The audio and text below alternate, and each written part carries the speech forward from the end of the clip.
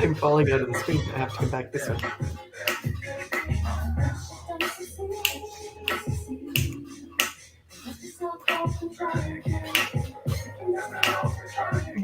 Told you, you're a better dancer than me.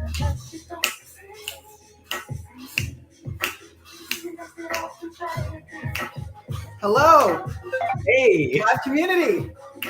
It's the Live at 5 with the Financial Confidant. I'm Jackie Porter. Great to see you all here. And you know how we do here on the Live at 5? We always start with a groovy jam from a soul diva. And of course, because I get to be the pretend DJ and I choose, it's usually somebody from my era. So, live community, I always depend on you to help me figure out which live diva, which diva are we talking about today? Which soul diva is gracing us on this live today? If you guys know this artist, you're probably from a certain era. Anyway, I'd love for you to post in the chat if you know this artist. I'm going to share with you who the artist is anyway, but it's our late, great Aaliyah. Megan, I don't know if you remember Aaliyah. I do remember Aaliyah. This gorgeous, infectious energy, soul diva from the 90s. And I just loved her. Yeah. I just loved all these images. I was so blessed, I feel, growing up at a time when I saw so many strong females just bringing that energy out into the world and showing women what, strength could look like. And I was so attracted. I agree. I feel blessed. I agree. It was a fabulous time. It was a fabulous time. And you might wonder, live community, because there's always a rhyme to my reason and a reason to my rhyme, why I chose that particular song. Maybe some of you remember the name of the song. It was called Try Again by Aaliyah. And I thought that's a great song to bring into this session today because we're talking about real estate, in case you didn't know. And we're talking about buying and selling in a particularly challenging market. I'd love for you to post in the chat, how many of you have bought or sold real estate this year? Oh, yeah. I would love to know, so please post in the chat. The other question I was going to ask is, any of you know how many times interest rates have gone up in the last 6 months?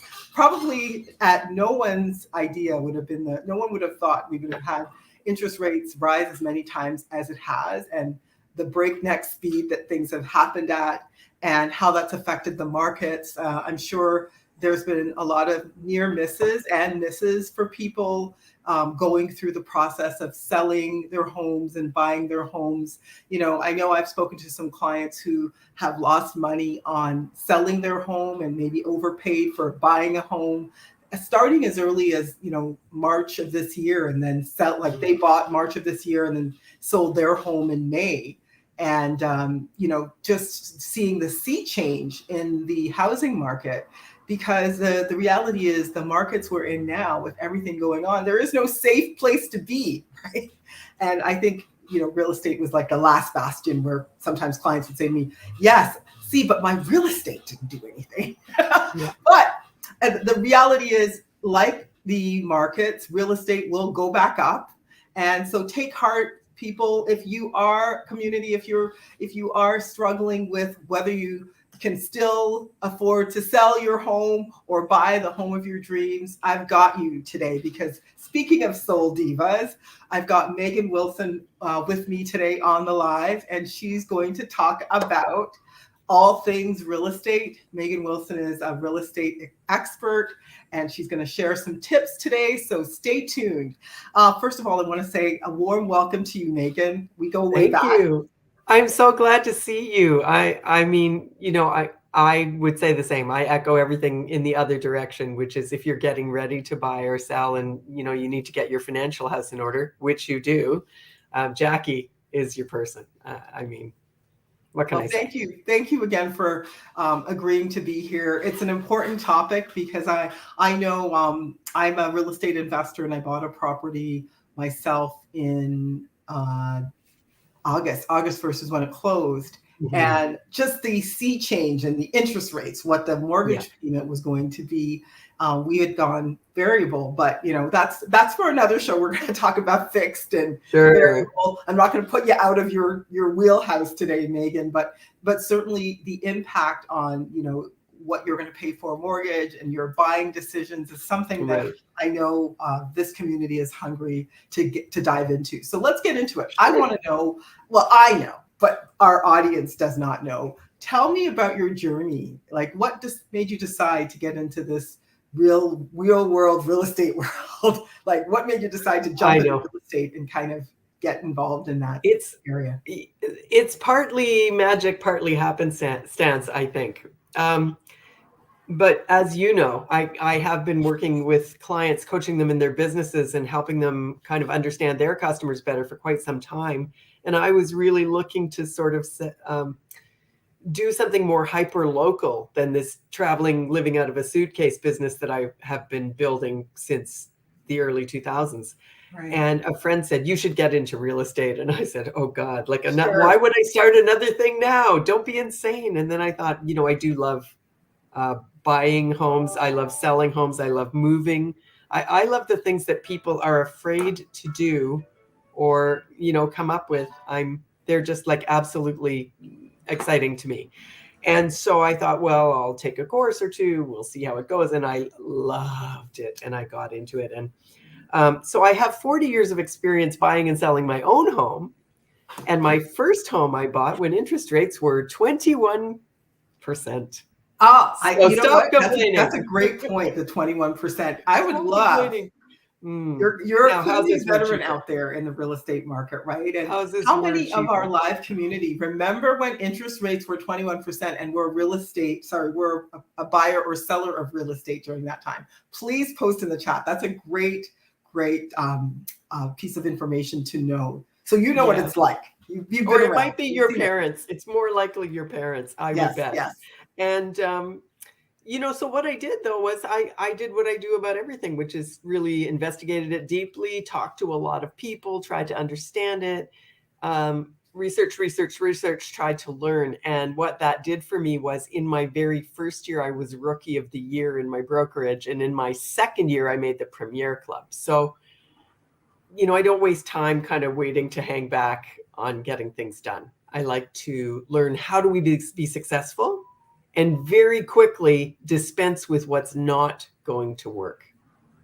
I think people appreciate that. And just the fact that clearly you've been recognized doing real estate, even for the time that you've been doing, you've been recognized as someone who knows how to get to the bottom of things. Yeah. And that's important. And clearly you have a passion for it, because I find people who do well in their careers, especially, I see a lot of new business owners doing this as a second career, like getting involved in their own business, and the passion shines through and people pick up on that. So good for you, Megan.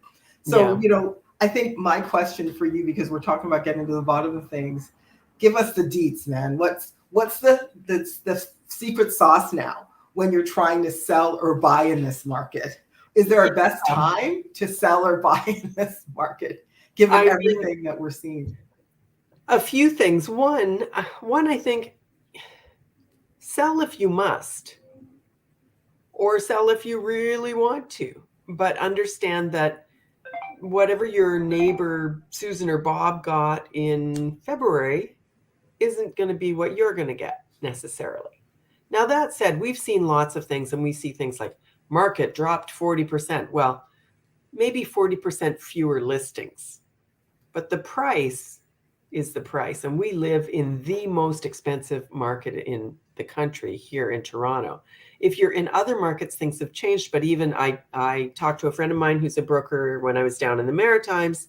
He said, yes, it's not the kind of frenzy of people trying to escape to the East Coast that they were doing at the beginning of the pandemic. It's settled down a little, but prices are still substantially higher.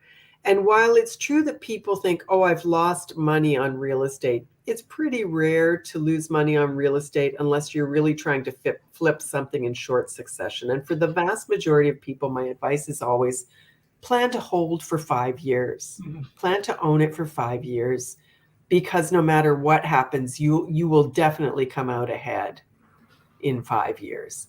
You will be doing better than you were. So I think that's the thing to remember, right? We are in a recession. This is our third major recession since I bought my first house. Right. My career was fraught with that stuff. Nationally, the picture's a bit different than the GTA, but things are slower. Prices are not down from this time last year. So, pop quiz is how much are prices up from July to July? Because I only have July data.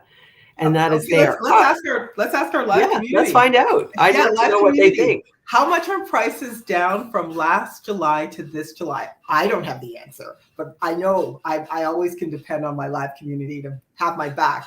So let's see what they have to say about the matter. We'll see what they say. So, but you can go ahead and I tell us, will. because So I'll tell you, they are in fact up 1.8%. So it's not a huge rise from this Right. time last year, Right. but they're not down. I They think are that would down. surprise a lot of people, eh? They're down from the peak. So they're down from what they were back in, April, May, for sure. Prices have been dropping since then, but still, if you're in a hot market, I'll give you an example, Markham. Houses are still selling for over $1 million. You're not going to get that house for less than the 800,000 or 900,000 that they paid for it last year. You're not. So don't be giving yourself magical thinking. You're a landlady now, an investor. For investors, it's a grand time because rents are off the charts in Toronto. That's a really good point. And I want to hold you on that point just because you said so many fantastic nuggets that I want to reiterate to our live community. And a lot of it's been around managing expectations, both on the sell and on the buy. And I think what surprised people, and I wanted to give the live community an opportunity to respond to what they thought the market would go up to. Let's see, then they can figure out if they're right or not. Yeah. And so thank you for sharing. But then, so buying and selling, manage expectations. As you said, you're not necessarily going to get the prices you got in March, but that doesn't mean you've lost money from last year, is what I'm hearing. Right. And I think that might surprise people.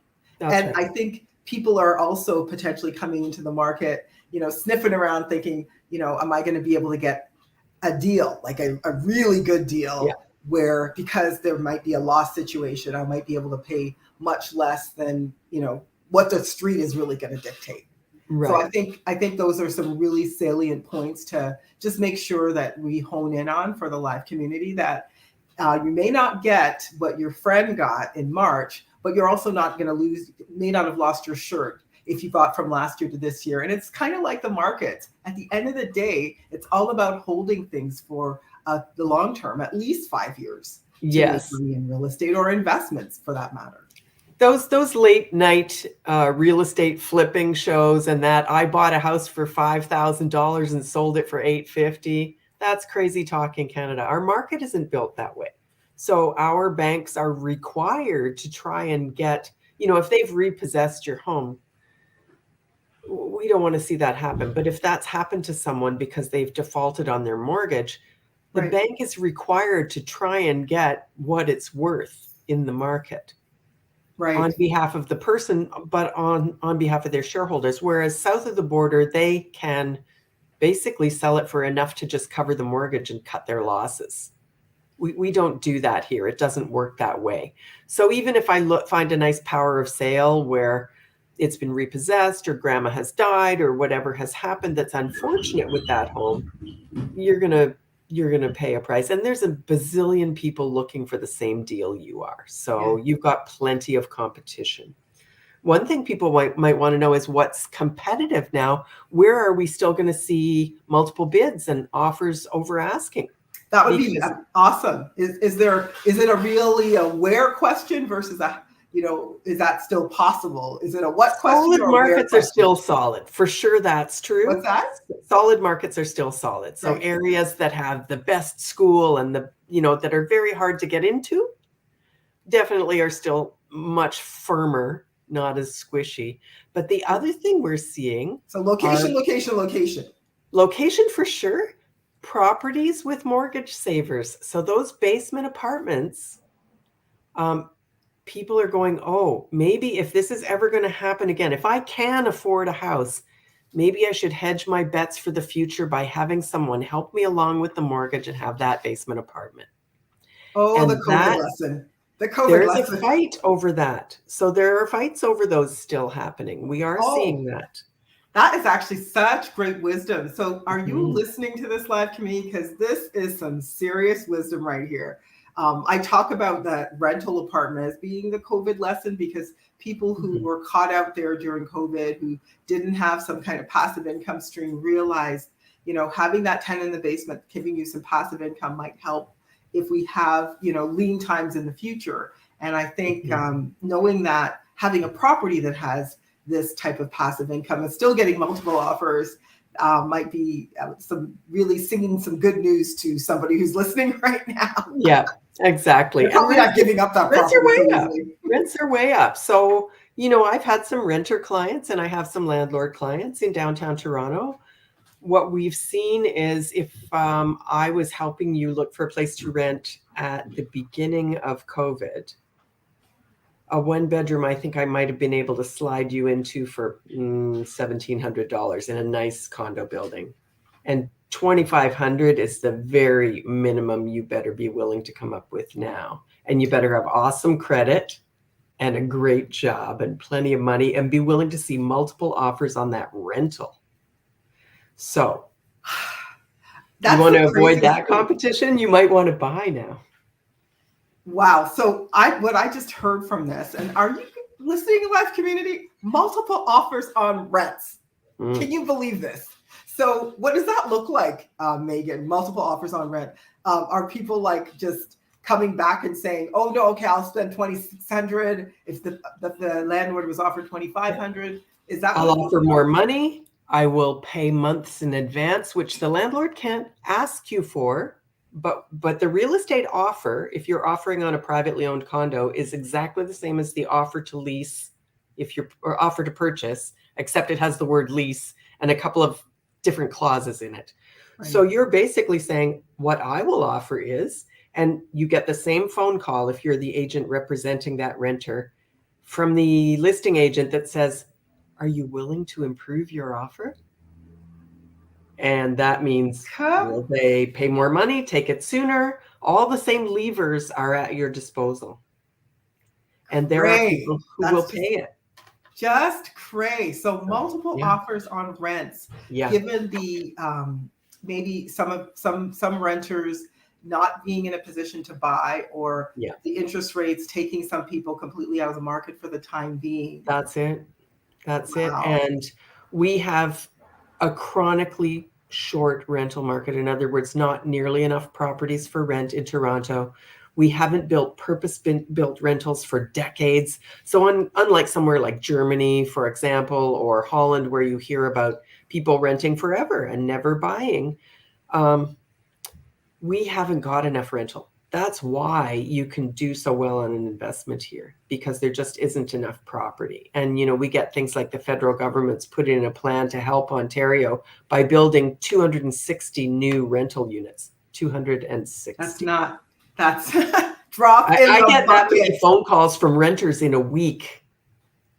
That's It's not going to move the needle, no, Megan. no. Now, based on what you're saying around the multiple offers, which is just making my head spin right now, that this is the direction we're going. And clearly, what I'm hearing, just as we talk about interest rates, how much of an impact is interest rates having in this market on people's buying and selling or renting Mhm. decisions? It's making it a bit harder for people to get started. That first mortgage is always a hurdle to everyone to kind of think, oh, how much more can I pay? What does that look like? But what I think we're seeing, Jackie, is um, in Canada, again, we're set up differently here. How we operate in our market, that's why that stress test that annoyed the heck out of you when you got your mortgage, Yes. why do they make me qualify many points above what I'm actually going to have to pay? It's designed to help you be protected during this time. because you know that no one wants to pay more, but if I have to, I can. That's the whole purpose of it. So we are seeing some contraction, but I will say I have each time there's a rumor that there's going to be another hike, and the street's pretty good about knowing whether that's going to happen. We are expecting another in September. That's So right. now is the time to buy. If you're right at that cusp of affordability for yourself, now's your time. Is it possible for a first timer to buy now? I just closed on 2 first-time properties this month. While I was on holidays, they closed. So Right. yes, one were a couple. So that's always helpful to have a second person to help Second. pay the Right. mortgage. But my other was a young guy, newish to Canada. So he's only been here for less than 5 years. He did not, have any kind of money that he came in with. So he didn't come from a wealthy family. In the past year, he saved $35,000 by clean living, basically. Doesn't drive a car, doesn't smoke, doesn't party, doesn't waste his money on stuff that he doesn't need. And he saved up his $35,000, and we found him a 1-bedroom place, not a bachelor, but a 1-bed in a good neighborhood. He's my neighbor now. And, he was pretty happy to get a home. So it sounds to me that it's still possible to get in, but a couple of things. It's helpful to come in with a secondary income. So 2 people on the mortgage, making that mortgage payment, or as you said, having that passive income stream, having a basement tenant. It's also, and I just went through, I'm always transparent with my people. So live community, I mentioned that I just came in on an investment property, and I own other properties, and I was so shocked with the amount of detail they took from me to ensure I could afford to buy this other property. I'm just like, are you kidding me? I've gone through this process so many times. Why are they treating me like I'm new? And what you're saying is what it's about. It's because interest rates have come up. What the mortgage broker said to me, which really shocked me, live community, was that just assume if you're buying a house right now, every single mortgage broker is on high alert that they could be audited. So they're treating every single deal like they could be audited. So I was asked for like 6 months of my investment statements, 6 months of my bank statements, like every single month, because they want to make sure you're protected and the economy is protected in case the mortgage, something happens. So having that secondary income to help cushion you're being able to afford it. And I'm seeing a lot of, parents helping their kids get properties as well. Are you seeing that on your side, Megan? We are seeing the bank of mom and dad. Now, I personally have, being a mom of ownership age children, I'd like to retire someday. And so I don't want to use my retirement to fund that. So I'm not doing that with my kids. Although I do give them money. My kids get a tiny tranche of every commission check I make. I decided that was something I couldn't do when I was a young mom and working. I used every penny to try and put away for education or whatever. And now I give them this little slice, every check, no matter how big or small. And I say, please put this into something important. However they define that. I'm not defining it. Well, there's no rhyme or reason to that. I mention it because I do see that happening in my client base a lot. In fact, I just spoke to a client yesterday who said to me, I either subsidize him and he continues to live in my basement, or I help him to get out. And hopefully if I throw some money at him, he'll become more independent. So I moved out of the province. When my son was living at home for an extraordinarily long time, we tried cutting off beer and laundry. That didn't really help. We actually left the province, and we said, well, you can come with, or you can stay here where everything you love is. Your call. And he stayed. He stayed. I see. He stayed. What a way to break up, Megan. You're like, we're leaving the country. I'm harsh, we're mommy. Leaving the province. Time to harsh, mommy. Lovingly leave. Leave lovingly. Yeah. I don't know. Live community, you're with me. You might have some kids of your own in the basement, and you're trying, and there might be guilt on whether or not you can, afford to do what this mom, my client, did, which is she's putting money away for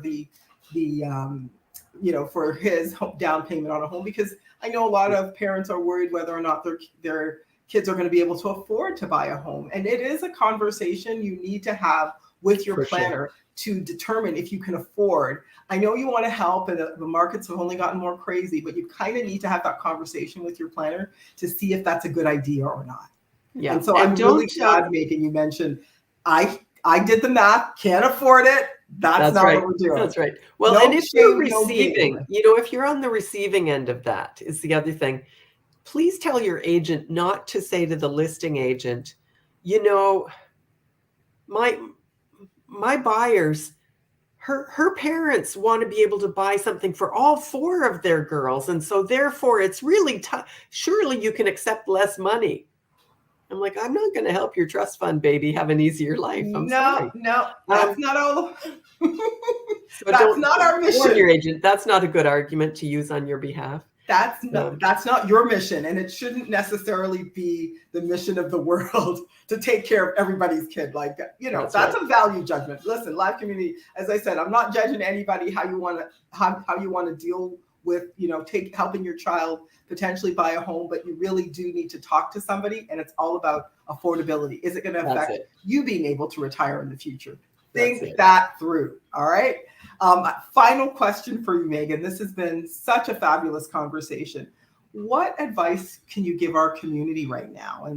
And they might be having a really hard time coping with rising interest rates, buying and selling, what they should do. What last piece of advice can you give them as they, try to navigate this whole buying and selling process in some unprecedented times? With a great agent, sell when you're ready. Don't try and time the market. Just like you tell people with their investments, don't try and time the market. It's crazy, right? If you're thinking about buying and selling, use a good agent. I know that there's lots of people offering you an extreme discount. We get what we paid for, and free advice is definitely worth what you paid for it. So don't take real estate advice from Uncle Fred or Cousin Jim or your neighbor Bob, or Susan or Janny or whoever it is. If you're a seller, you want to watch for discounted commissions. You want to repair sensibly. So don't fix stuff up like you want it. Fix it up the way it needs to be for the market, not a dime more. Not a dime more. Especially in this market. I think that's such great advice. And get a staging consult. Your agent will tell you what you need to do, what needs to be done, and then you decide if you can do that work yourself. Now is the time to be DIYing that, if you can.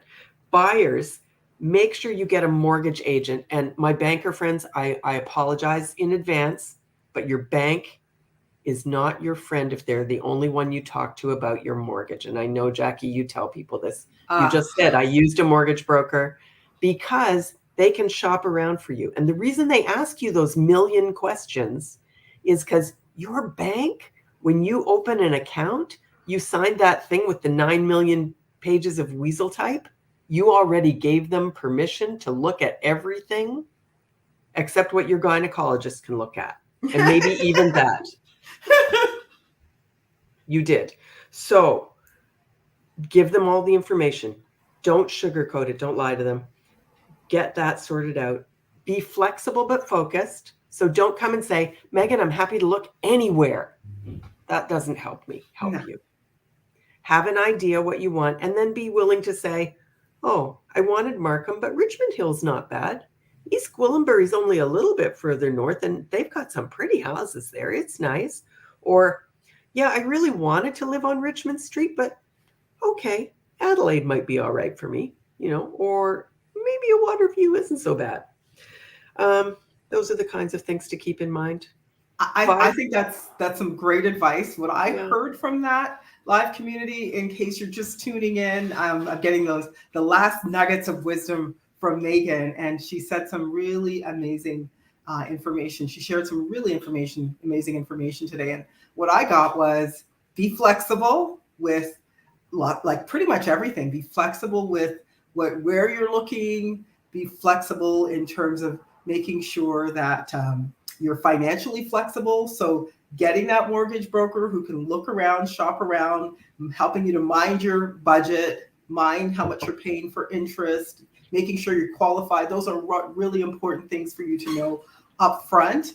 And then finally, as this is, we're in a high inflation time, we're dealing with a pending recession, mind your money. So don't spend more than you have to on the house, selling it, and don't spend, more than you have to on when you're buying. So yeah, getting a discount's important, but I get it, Megan. I have these kinds of conversations with clients all the time. Your fee is what you look at in the absence of value. So paying what something's worth is really important. You need to know what that is, which is why, as you said, your advisor cannot be your friend, somebody giving you coffee advice at the coffee shop. That might be something you want to sit down with somebody like Megan, a real estate professional, and get the deets. Same thing is true with financial advising. So if you're looking for a property right now, if you're looking to get more details from Megan, customized to your circumstance, Megan, where can people find you, girl? Oh, sure. So, on social media, you can find me almost always called Move Bravely, because I believe that's what people should do. And you shouldn't be afraid to make a change and go somewhere else and do something new. You can find me at my full name, Megann Willson, Megann, Wilson with 2 L's. So the double, just to help you remember, megannwilson.ca. That's my website. You can contact me through there. I have a blog that I write. You can sign up for my newsletter, which comes out on the first Friday of every month. And we talk about my partner, husband Steve, who's a mortgage agent, and I talk about 4 things: find it, fund it, savor it, and sell it. So happy to give you advice and chat about your particular situation, whether you're buying or selling. The time when you're ready is the right time to do it. Amazing, Megan. Thank you so much again. And for those of you, as I said, tuning in now, you didn't get to catch the whole live, we've got you. We've got the live summary coming out on Sunday with all of the best tips that Megan shared, and there were so many. So hopefully some of you were making notes if you're in the process of buying or selling right now. And our live community, we've got you. We always are here for you with the latest tips and advice. So if you found this live helpful, share it with a friend. And of course, stay tuned for all of the latest updates. And see you next week. We always got something new for you. So stay tuned. See you next week. Bye, everyone. Take care, live community.